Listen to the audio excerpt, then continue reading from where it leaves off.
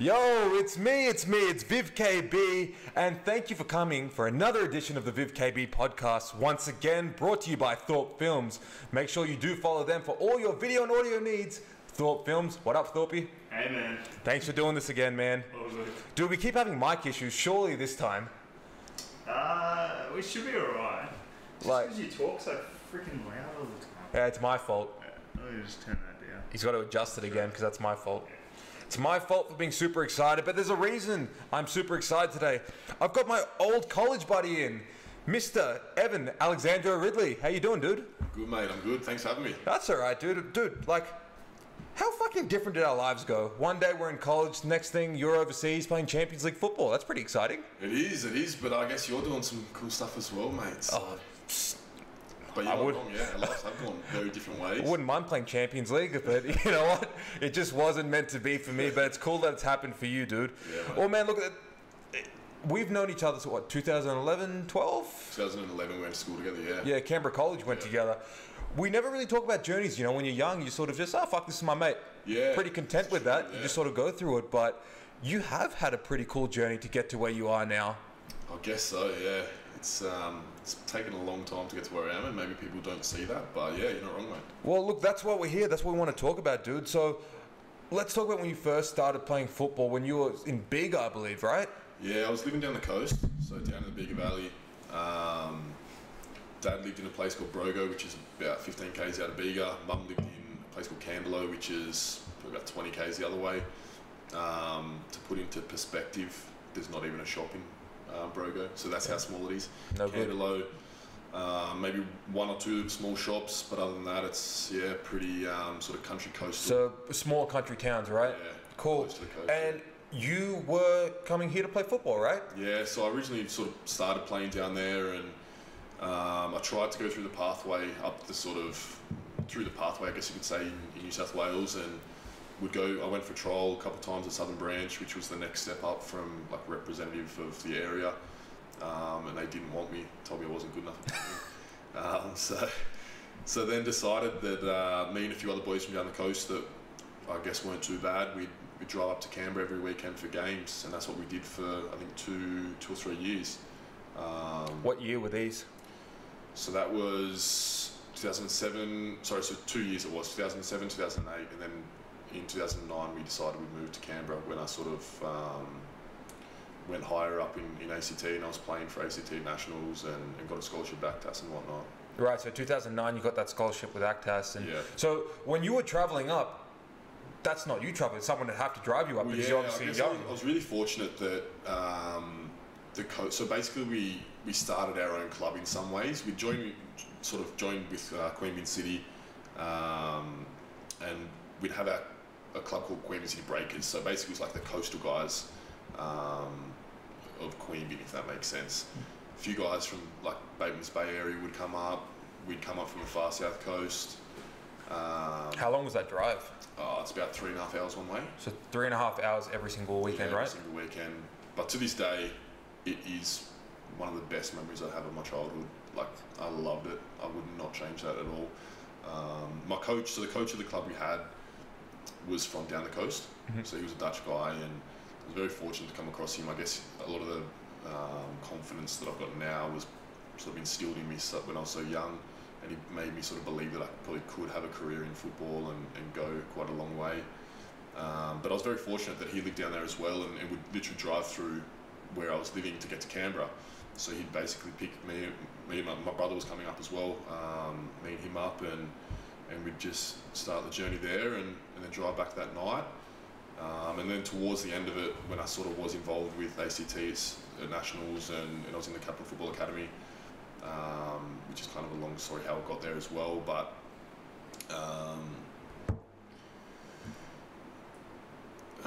lost my train of thought there. Sure, that's all right. It's all pretty exciting stuff, man. But look, one question I had for you, were you always a goalkeeper?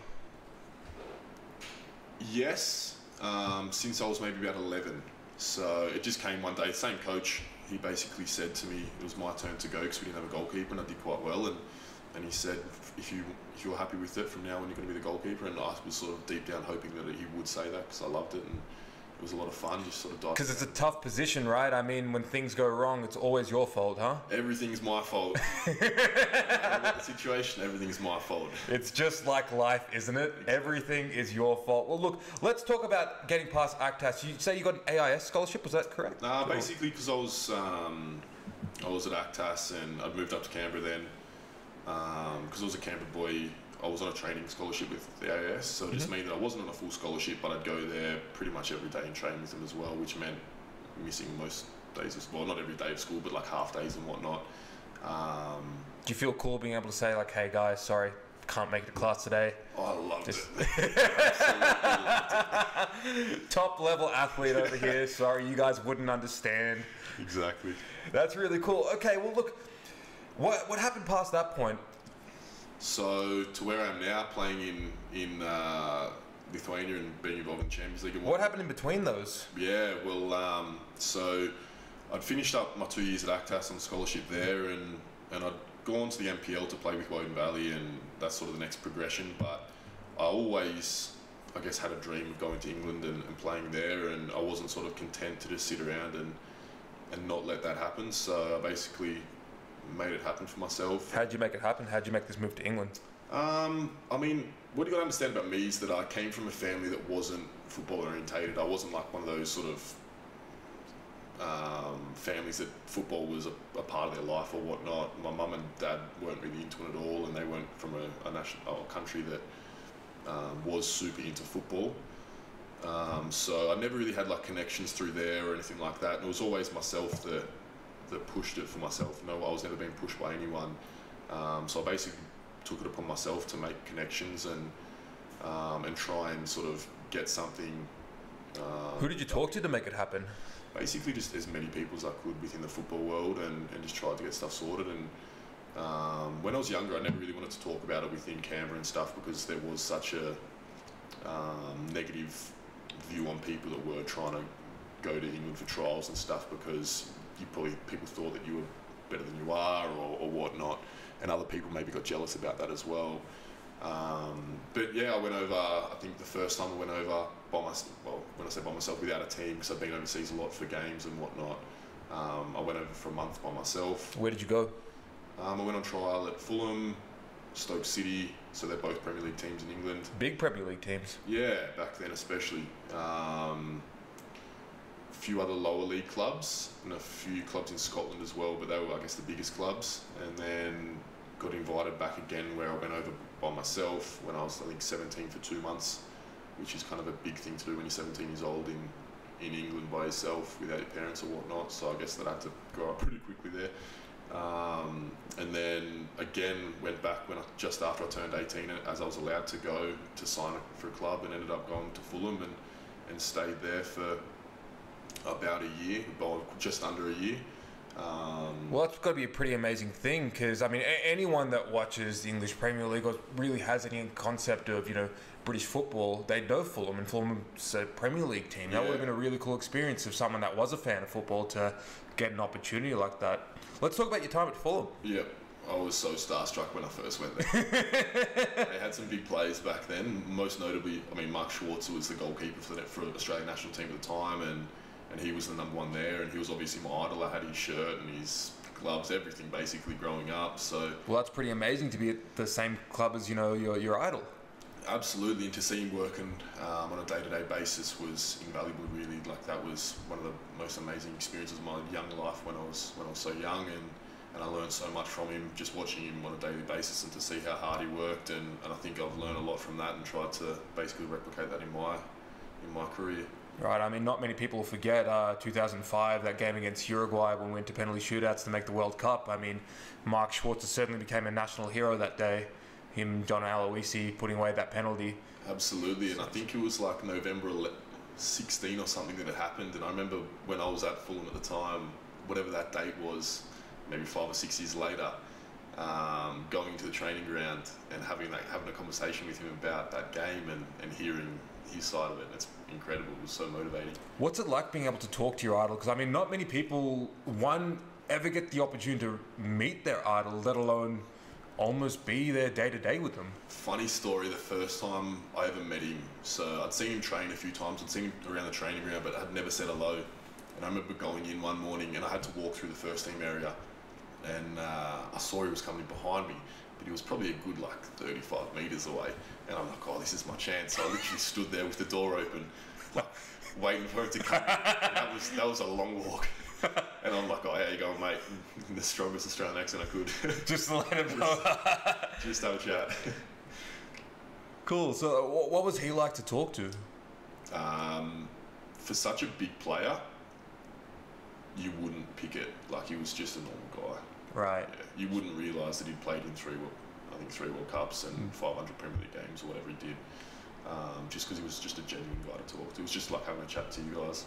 That's awesome. I always want to be in the same sentence as Mark Schwarzer, so thanks for putting me there. But no, I can only imagine. Look, I've had the fortune and ability to meet people that I idolise within my chosen sport, and you are starstruck, but more often than not, they're still human, right? And that's what you realise as well. All these big guys, they are just people, and they want to be treated like people. So I'm sure that they like being idolised and whatnot, but they are just people like you and me at the end of the day, and that's how you have to treat them. When you were at Fulham, was there any player that was super celebrity mode, that was a little, I wouldn't say arrogant, but maybe just a little sort of... Dimitar Berbatov was there at the time, and I remember there was a sign as you go into the gym in the morning, no flip-flops and no phones, and he'd often sit on a bike on his phone in his flip-flops. So that was probably the biggest, but he played for Man United and was on big money, so... Well, he was a great player, wasn't he? Absolutely, yeah. What was he like to be around? Were there any other players that you sort of felt starstruck to say you were in the same vicinity around? I didn't have too much to do with him. I'd seen him around a lot, but also John Arnorisa, because he was obviously in the Liverpool squad that won the 05 Champions League. And I think scored a penalty as well. So... Well, he's always got that cracker of it was a left boot, wasn't it? John Arnorisa. Yeah, exactly. So I'd probably say those two, yeah. And you're still a Liverpool fan to this day. That's why we probably became friends. I remember being in this place here, coming over at stupid hours in the morning watching Liverpool games. That's right, man. Well, it could be our year. You never know, mate. I hope so. Oh, I was spewing when we lost to City, but you know what? We've still got 4 points. So it's too soon, though. It killed us that day because we beat... when you came over here was the day we beat City, right? Or was it the Chelsea loss? Or was it both? No, it was the City, So Felipe Coutinho scoring that goal and us going crazy, man. Yeah. But that's what football does, and that's the beauty of it. It really is the world game, and now you're experiencing it on such a big level. But like you said, you weren't at Fulham for long. What happened after that? Basically, I didn't have a European passport back then. It's a very, very long story, how that sort of fell through and whatnot. But so as an Australian, you can't play there without a European passport. So I ended up coming back to Australia. Naturally just going back to the club I was at in Woden Valley, and then from there I didn't just want to stay in Canberra. I wanted to try and get myself out of Canberra, so I briefly went down to Melbourne, just in the NPL with Hume City, because I guess that was a higher level than Canberra, but had the ambition that I wanted to get back to Europe, and I wanted to get back to professional football, and because that's always what I wanted to do. And when did you head back to Europe? So about 5 months after moving down to Melbourne. So I had an offer to go to a club in Lithuania called FK Akranas. Very random that I went to a country like Lithuania, but that's where my grandmother was from, and then eventually I did get a Lithuanian passport. So basically I wasn't a foreign player and wasn't being like a foreign player, taking a foreign player spot, which is very hard for a young goalkeeper to do that. So. Well, you said to your grandmother's Lithuanian, correct? Correct, yeah. Could you ever speak the language when you went there? Absolutely nothing. One word from Google Translate, and that's all.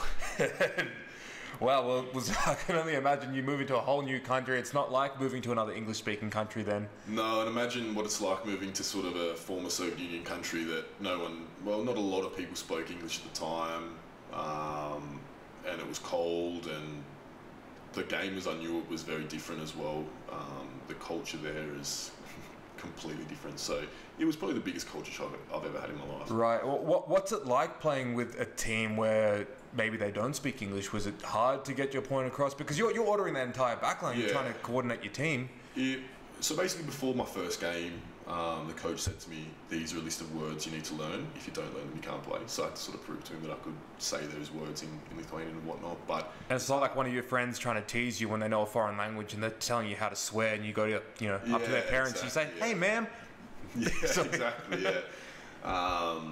But I mean, it's tough because obviously if you're in a change room that everyone speaks a different language, you get blamed for a lot more as well, because you sort of... Yeah, it's the foreign guy. Exactly, the dude that doesn't understand what we're saying, it's his fault. So you get past that, and that's all part of it. And that's a part of sort of learning to deal with all those things as well. How long were you at that club for? Only 6 months, because they basically had financial problems and literally just died after that. So when I went there, they were a big club and they'd won the league, I think 5 years in a row. Oh, wow. Yeah, massive club in Lithuania. And then all of a sudden, they had these financial problems and the club just completely died. So what happened to you? I basically had the option of just coming back to Australia, packing it in, or I had an offer to go to a club in the second league, and at that time I wanted to play games. I wanted to be number one and get basically as many games as I could under my belt. So I went to the second division, which was pretty interesting. I mean, a lot of guys there weren't very professional, to be honest, so it wasn't the highest level, but at the same time it was what I needed to just go somewhere, play games, and it was a good experience learning to deal with people that maybe hadn't been at the same level before and whatnot. So when you're playing second league, are the guys you're playing with, football's not their main source of income then? It's some guys, yeah. So the foreign players that would come in, like me, a few other guys, it was, but there were other guys that they'd have other jobs that had other jobs as well, yeah. Right. So that was an interesting time being a part of that as well, where guys basically weren't playing for their livelihood really. It was more sort of just as a hobby as well. Although they were getting paid and whatnot, it wasn't what they wanted to do for the rest of their life. Well, I'm sure it would have made it tough on you, because obviously you're out there trying to chase a dream, Exactly, and yeah. it's everything to you. Every game means everything to you, and then you've got guys, and to no fault of their own, that's just what, Yeah. they're fortunate to be in that squad, but they've got Yeah. other things that they can fall back on. Absolutely, but I think everyone in their career sort of has to take a step back at some stage, even if that means swallowing your pride a little bit, like I had to, so you can play games, because it's not that easy for, especially a young goalkeeper, to just walk into a top club or whatever and just play a lot of games. Well, I mean, if you look at, there's 11 players on the pitch, there can only be one goalkeeper. Yeah, exactly, it's not like 4 defenders or what happens to be in every Exactly, other position. So I can only imagine it was super competitive, but I believe you said at one point you made your Under-21's Lithuanian debut. Yeah, so I'd the following season I got an offer to go back up to the top league, so I must have done it right. And the goalkeeper coach there was also the Under-21's national team goalkeeper coach, and one morning I got the call to go into camp, and the next day I was in the squad, and then the following game I made my debut. Unfortunately I broke my finger in that game actually, but so I missed pretty much the rest of the season, but yeah, I did, and that was pretty interesting to represent another country that's not... Well, how does that feel? Because, I mean, you born and brought up in Australia, right? Absolutely, yeah. Yeah, so, I mean... a very normal Australian childhood, yeah. Yeah, so, but you're making your national debut for another country. Yeah, absolutely. It was strange in some ways, because I didn't know the national anthem, and you're sort of standing there and the camera's right on you because they know that you don't know it. Yeah, right. Everyone's singing with a lot of pride, and you're just sort of like, please, just keep moving, but I mean, keep moving. Nowadays, this stuff happens all the time. Yeah. So it's not that uncommon, but yeah, it was slightly strange. Yeah, but I mean, no doubt a cool feeling, right? Absolutely, yeah. And I mean, a goal of mine when I was younger was obviously to play international football, and I want to play more of it, obviously, at a senior level, not at an underage level. So it was nice to play under-21s before I was too old. Yeah, totally. Well, where did you move on from there? Moved to one of the bigger clubs in Lithuania. I had an offer actually to come back to Australia at that stage, to a club in the A-League. Probably better not say. Understood. My bad. No, that's all right. Got too excited. But I guess this was one of the better clubs, and the coach of the club was a big guy in European football, and it seemed like a good move at the time, and I guess I'd worked quite hard to get to that point over there, that I didn't just want to sort of let it go for something that wasn't the best offer in Australia. Without being rude, did you consider the move back to Australia almost like a step back from what this opportunity was at the time? I considered the hard work I'd put in prior to that to be sort of wasted and for nothing. Right. So, although it would have been nice to come back to Australia, my friends and family here, and I miss home and stuff and whatnot, but I wanted to see it through. So I wanted to stay there and try and achieve something there because it worked so hard to sort of get to that point. Okay, so you signed with this club. Tell us about your experience at it. Yeah, I mean, like a lot of clubs in Europe that maybe people don't realise, they fluctuate very quickly with their financial situations. So the club I was at, it was a really good club, and I think the first half of the season we were probably sitting second place and we'd won mostly all the games, and then second half of the season the coach left, a lot of players left. I don't think maybe I played 1 or 2 games the second half of the season. The new coach came in and just didn't... came in, I think we lost every game except for one, so it was a bit of a disaster because we had 2 new coaches come in the second half of the season and I didn't play so much, but that's football really. Like sometimes things are out of your control, and unfortunately that's just how it is, and you can't do too much. You can just sort of concentrate on what you can do and work hard, and if they don't want to play, then that's their choice. How long did you stay there for? Left at the end of the season. Right, so... I mean, the club had a lot of financial problems as well, so it would have been stupid to go back because whether you got paid on time or not, like towards the end of the season we weren't getting paid on time. I mean, like you're obviously in a foreign country and this is your livelihood, so exactly. You probably want to get paid on time. Yeah, and I mean, because I'm a young player, obviously money's not the most important thing, but you do need to live and whatnot. So what was the living situation there like? The lifestyle was good, to be honest. Yeah. Especially that club. It was a nice little city. I had a nice little apartment in the city centre and whatnot. So the life was good, man.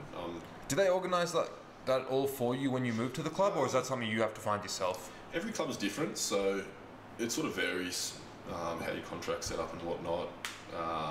That club, I had to find my own, which was good because I found a really nice little place and whatnot. Where I am now, the club sorts me out for everything, so beautiful. I don't have to do that. Well, so where did you go from that club then? So from there, I kind of decided I'm going to have a crack at moving out of Lithuania because I've played there for a while now, and I wanted to sort of see what I could get outside of there. And I went to the Czech Republic, had an offer from a club in the second league there, and it's a very long story that as well, but that sort of fell through because of new ownership and whatnot. Did you still make the move? I was there, yeah. So I was there for a few months. Was playing, but then basically like I was going to sign a new contract in summer, and then that sort of just all fell through. I could have stayed, but I decided I had this offer to go back to FK Schwarzer, the club I've been at now, to go back, and they're in the Champions League, and it's a good club. Financial situation's really good at the club, so I thought, why not? They'd won the league the previous season, and they were looking pretty good, and as we ended up doing, we won the league. So I ended up going back there, and that was amazing, really. Right. Well, funny you say that because that's actually something that I remember seeing it on your Instagram. Yeah. Evan AR, for anyone that wants to follow him on. Evan AR 19. 19. Oh, wow. Shameless plug. Cam, edit. No, well, look, I'll never forget. I mean, you're warming up for a Champions League game. Yeah, against some pretty big teams as well. Like, I'm taking fucking PE with this dude like yesterday, and now he's playing in the Champions League. That's crazy. Yeah. Talk to me about that experience with the Champions League. Amazing experience, really. Like, to play against teams like Red Star Belgrade, Celtic, Apoel. They're big names, big clubs that every year regularly play in the group stages. And I mean, the team that knocked us out of the Champions League, Red Star Belgrade, they beat Liverpool a few months ago. That's right. So we're talking massive teams and big stadiums and big games. So that was amazing, and something that I want to be part of a lot more. How did you feel when you first got there? Do you reflect on that? Is that one of those things where... A lot of people said to me, like, take the moment to sort of reflect on it, but at the time you're sort of just so caught up in everything that's going on, so you don't really have the time to sort of reflect. But now looking back on it, it was sort of a nice competition to be part of, and I mean, it sort of just highlights how far it is away from where I've come from, really. You know, like, I grew up down the coast, and I don't think anyone from down the coast has really done that. So I'm sure there's not many boys from Bega or just outside of Bega, like you said, that have played Champions League football. And I mean, old mate that told me I wasn't good enough when I was 12 years old. How you going, mate? We can only hope that old mate who said you weren't good enough listens to the VivKB podcast. Mate, I've still got that letter at home. They sent me a letter. It was a letter, was it? Yeah, they sent me the letter. Who sends a kid a letter? What the fuck? I know, mate, I know. And what did the letter say? Just that you weren't selected, and we didn't think you were quite good enough. And I remember it was quite funny because that was for Southern Branch, which is sort of the one under the state team. And the next year I went up to ACT and they asked me to play in the state team at Nationals, and the first game was against Country New South Wales, and the coach was the same coach from right. Southern Branch, and I think we beat them 8-1. Beautiful. And, I saw him after the game. I didn't say anything, but just give him that look. Exactly. That. Yeah. But at the end of the day, it's a game of opinions, and mate, I've had a lot more people since then think that I'm not good enough, but I've had a lot of people that do think I'm good enough. And at the end of the day, I think that there's so many opinions that you can't get held up on, and the most important opinion is your own. And of course, you need to take other people's opinion into it, but you also have to believe yourself. Was it hard leaving Australia? Not really, because I had a reason why I was going. I did get homesick at times, and there were those times when it was really hard and you wanted to pack it in. But when you've got a reason why you're doing something, it makes it so much easier. Yeah, because I mean, for me, like, us having this conversation now, it's really cool because our relationship over the past, or now, 7 years has just been so stop-start because you spent all that time overseas that, at least for the first 3 years you were there, to send you a message every now and then, be like, hey man, when are you going to be back in town? And the times, it would just never add up. But at the end of the day, you've got this schedule that you have to abide by because you want to be there, you want to be playing regular football, you'll do whatever you can to... Exactly, and maybe people don't see the work you have to put in on a daily basis to get there as well. It's maybe some people see the stuff on social media, or they'll see you have a chat to them every now and then, and they don't quite understand that you do really have to every day put the work in. And well, look, can we just quickly talk about some of the struggles you have found whilst being over there? Because I can't imagine it being super easy for a foreigner to move to another country, not know the language, but have to survive because this is what you have to do to create this opportunity for yourself, like you have. Yeah, I mean, early days when I was in England, it was more the homesickness, the homesickness, sorry, homelessness. I had a home. Fulham never put you on the streets, did they? Homesickness. So, like, obviously you miss your family and friends and whatnot, and they are so far away, and with the time difference, when they're awake, you're asleep and whatnot. So that was tough at the start, and obviously it wasn't always easy. I did get told no by a lot of clubs before I ended up staying there at Fulham, and that's not easy to take because you're there for that reason. So I think that was probably the hardest time at the start. Then going over to Eastern Europe, to Lithuania, the game as I knew it was just different. So to me, basically I'll tell you one situation where, like in Australia, if you're a goalkeeper, it's your job to sort of talk a lot and sort of tell people what they need to hear and whatever. But over there, they maybe think that when you do that, you're having a go at them and it's very personal. Right. But it's not. Just cultural differences, right? So there were so many differences like that to me that's just normal, but to them that was like a big problem. So there were so many things like that. Were there many confrontations due to the language barrier? I wouldn't say confrontations, but when I started to understand the language a lot more, I'd realised that, like I said before, you do get blamed for a lot of stuff. And I thought these guys were my friends. It's time to talking shit.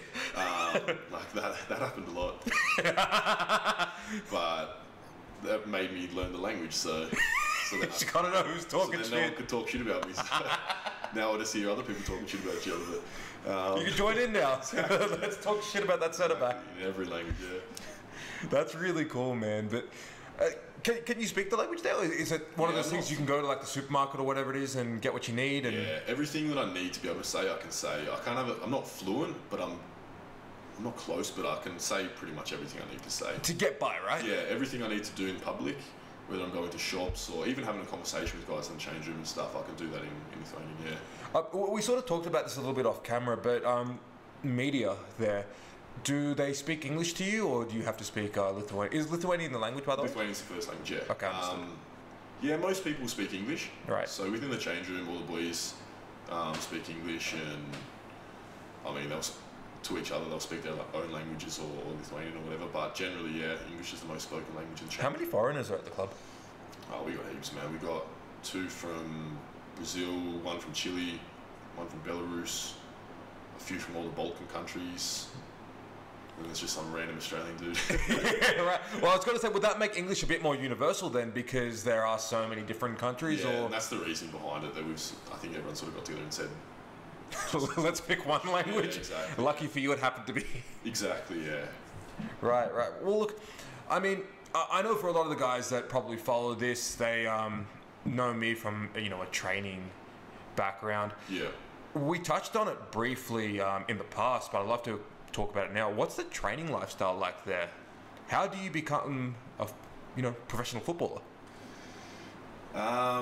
Great question. How do you become a professional footballer? You practice a lot every single day, and you do a lot of repetitions. But I mean, shock me, right? Yeah, exactly. I wish it was just that simple though.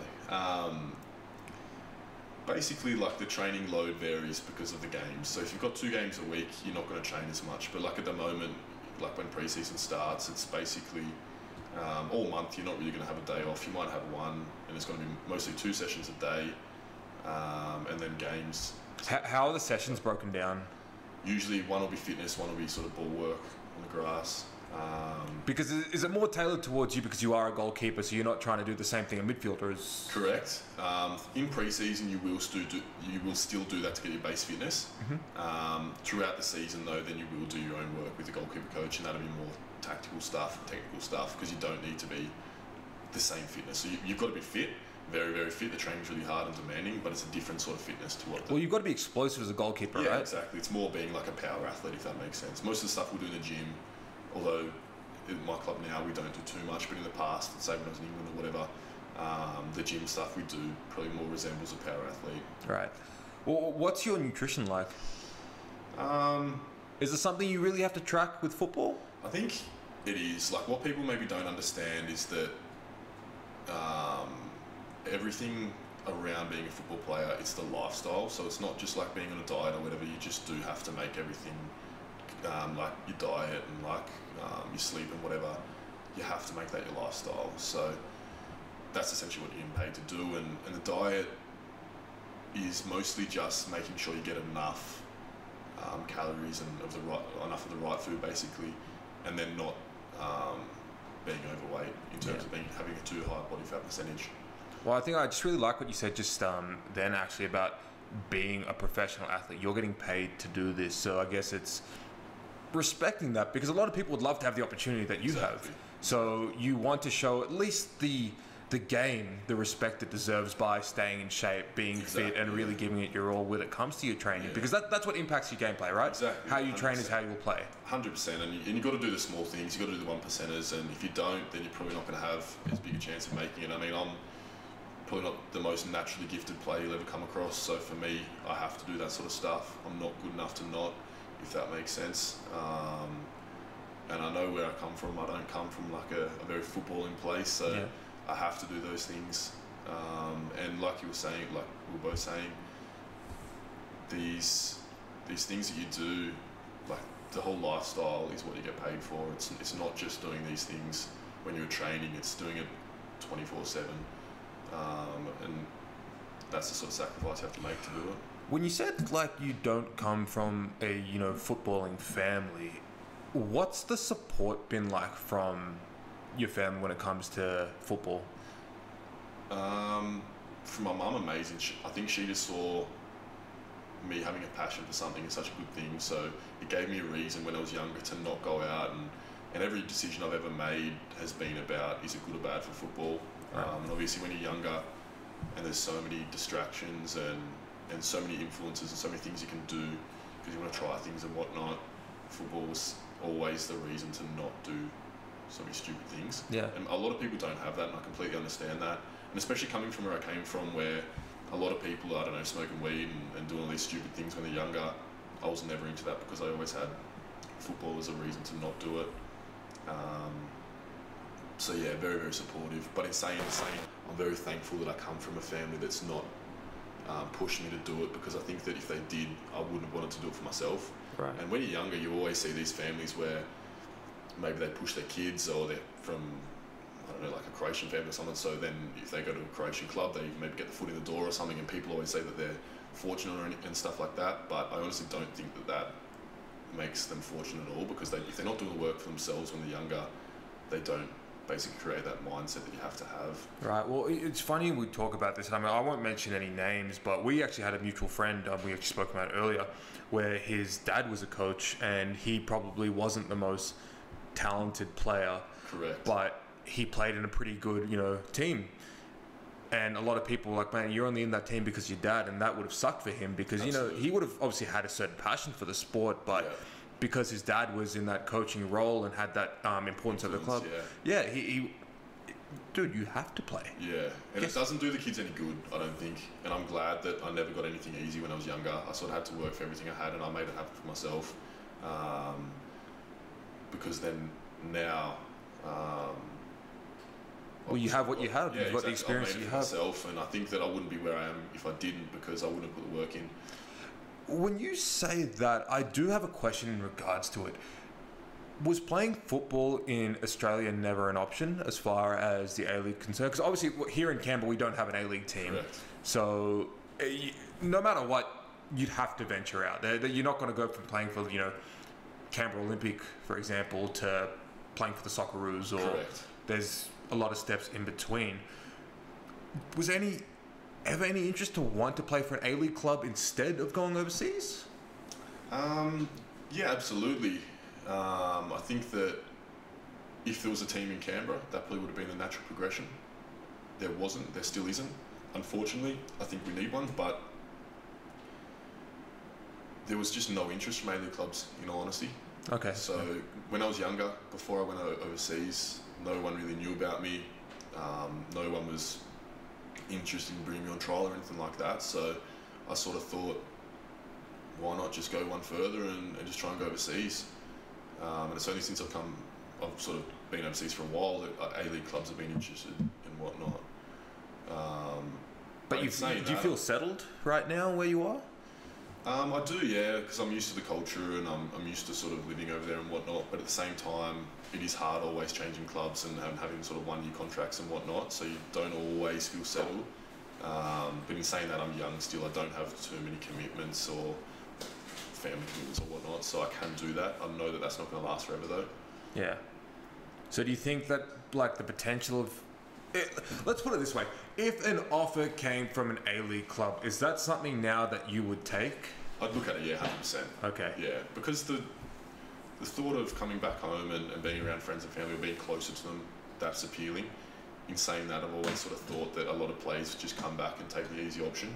What do you think about the standard of football in Australia at the moment? I think the A-League is definitely getting better. I think they need more teams. You're not going to have the player development with the current amount of teams. It's just not possible because there's not enough teams in the country. The national team, they're going through a transition period, so that's hard to sort of expect them to be as good as they were. Well, I think for the national team, I mean, we grew up that era of, we can almost call it our golden era, Exactly, right? Yeah, the 06 generation, yeah. Correct, where we truly were. We had such a good team when you looked at it on paper. Amazing, yeah. And then from there, just the next generation, and that's no disrespect to them. I mean, it was a very, very large shoes to fill, but Absolutely. it was never at that standard again. It almost felt like football did drop off a little bit. I mean, this isn't just coming from me. I've heard this sort of theory a lot, that a lot of players back in the day, the A-League wasn't around, so they'd have to sort of stick it out in Europe and whatnot. They couldn't just have the luxury of coming back to a contract in the A-League, so they'd stick it out, and that would overall make them better players. Whereas now, maybe... Well, we went through that transition period, right, where we would only pick players from, and you had to play for an A-League club, and that's how you get selected for the Socceroos. Yeah. And I mean, unfortunately, that didn't go too great. Do you think it's because the standard of service that's offered in Europe is just... Yeah.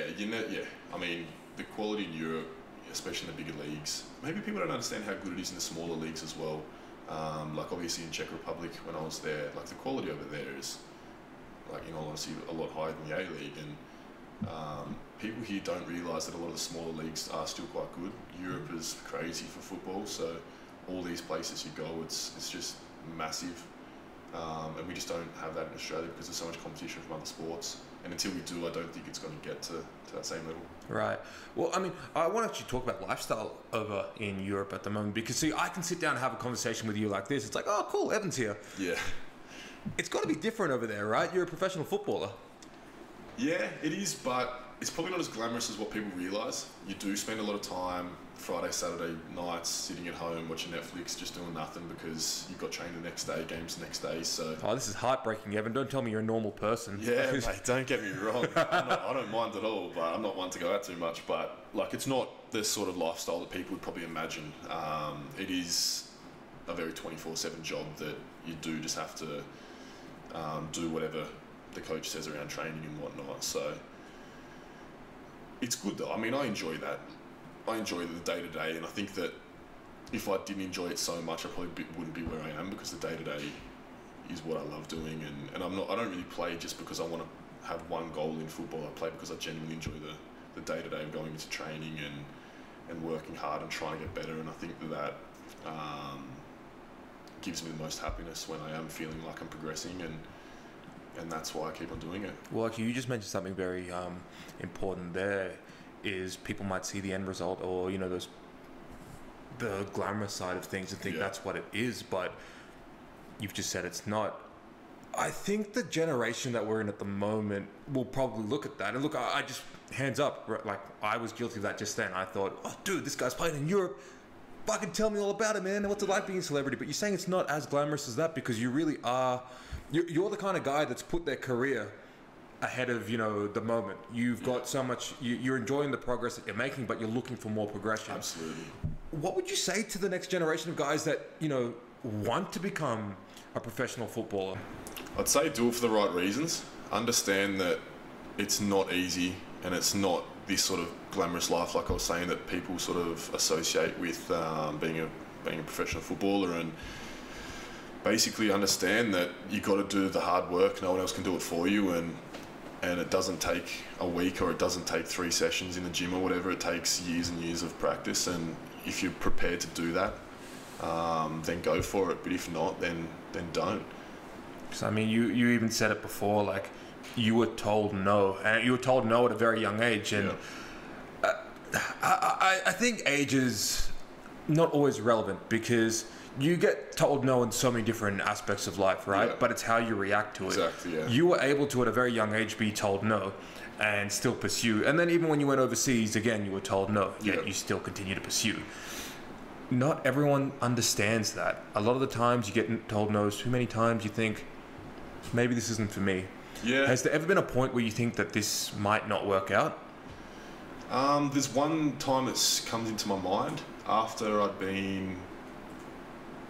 when was it? After I was at my first club in Lithuania, I came home and I went on trial at a club, in an ALeague club, won't mention which one, and basically, for whatever reason, the goalkeeper coach wasn't having a bar at me at all, even though the coach was the one that brought me in, and he liked me and he knew all about me, but the goalkeeper coach wasn't having a bar. And I sort of thought then, nah, I think this is it. Like, maybe this will be the end of it. And 10 hours later, I said to myself, what the hell are you doing? Like, I haven't worked this hard to just sort of give it up now.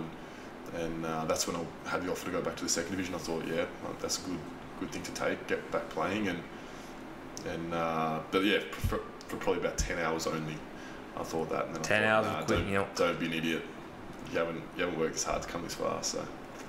And I mean, I know for me, like, I've got that mindset of, like, sometimes I think the world's against me. So it's sort of like, I want to prove a point. Exactly, yeah. That I want to continue it. You've done, for what I've done in my industry, you've done tenfold in yours. I've still got a long way to go, though. Don't get me wrong, I don't think that I've really achieved anything, and I don't know if I've even made it yet. To me, this isn't where I want to be. At 24 years old, soon to be 25 in this year. Like, where do you want to be, Evan? Oh, I'd be lying if I didn't want to say. If I said I didn't want to be at the top. Define the top. I mean, to me, the top's the Premier League. But I mean, for me, I think my goal is to basically maximise any potential that I have. I think wherever that takes me, so be it.